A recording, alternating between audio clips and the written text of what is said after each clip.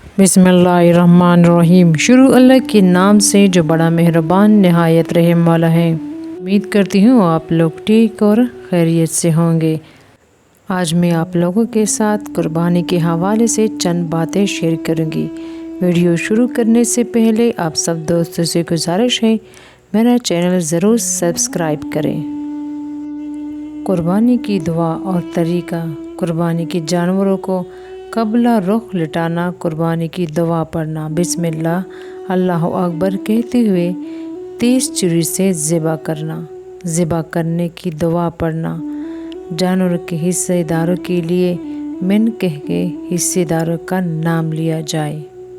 जानवर ज़िबा करने का सही तरीका यह है कि इसे बाएं पहलू यानी कबला रुख लिटाकर बिस्मिल्लाह अल्लाह अकबर कहते हुए तेज़दार छुरी से इस तरह ज़िबा करे कि इसका शाही रग यानी पोशीदा गर्दन और वो रग जो बड़ी अहम हो वो सांस की नाली काटा जाए। ज़िबा के बाद जानवर को ठंडा होने का इंतज़ार करें। ज़िबा के अलावा मज़ीद इजाफ़ी तकलीफ़ देना, मसलन गर्दन अलग कर देना या जल्दी ठंडा करने के लिए मग़ज़, सीना या दिल में छुरी मारना खिलाफ़ सुन्नत और मकरूह है। इन अफ़आल से जानवर हराम ना होगा बल्कि हलाल होगा, लेकिन ज़िबा के बाद मज़कूर बिला काम करना मकरूह है क्योंकि जानवर को ज़िबा करने के अलावा मज़ीद तकलीफ़ पहुँचाना शरई ममनू है। जानवर को ज़िबा करते वक्त ये दुआ ज़रूर पढ़े और उसके बाद फिर ये दुआ पढ़े। कुर्बान करने वाला सिर्फ ये जुमला पढ़े और फिर बिस्मिल्लाह अल्लाह अकबर कहकर ज़िबा फरमाइए।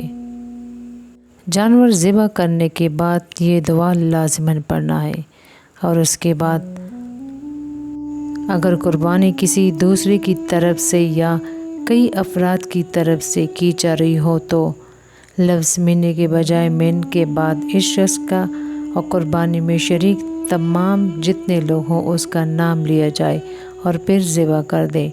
मसलन सही तरीका यह है कि कुर्बानी के गोश्त 3 हिस्सों में किया जाए। एक हिस्सा घर के लिए, एक दोस्त अहबाब के लिए और एक फ़कीर के लिए और मिस्कीन के लिए।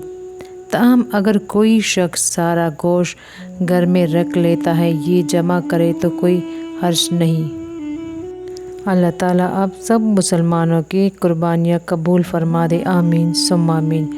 जिस दोस्तों ने अभी तक मेरा चैनल सब्सक्राइब नहीं की तो उन दोस्तों से गुजारिश है मेरा चैनल ज़रूर सब्सक्राइब करें।